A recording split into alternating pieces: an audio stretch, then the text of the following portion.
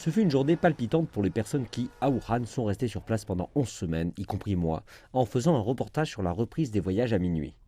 Cela a été un long moment de détresse pour nous. Je pense que tout le monde se sentira bien quand le jour viendra enfin.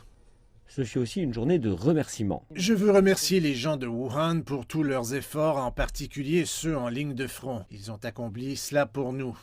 Les travailleurs sanitaires qui sont venus de tout le pays pour aider Wuhan ont certainement manqué la floraison des cerisiers en mars dernier. Cette année, Wuhan les invite à nouveau pour des scènes printanières et des retrouvailles, et aussi pour faire l'expérience de la vitalité de la ville.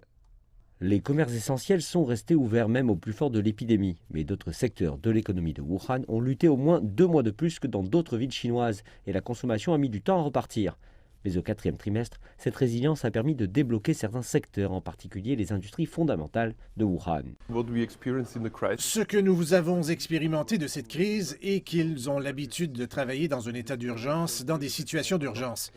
Et ce domaine montre qu'ils ont d'importantes capacités.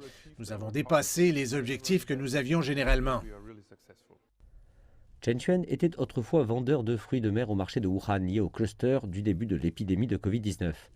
Le marché a été fermé, donc il s'est tourné vers le marché de nuit que le gouvernement a appuyé pour soutenir les commerces privés. En mars, Chen et son partenaire en affaires ont lancé son 2e stand.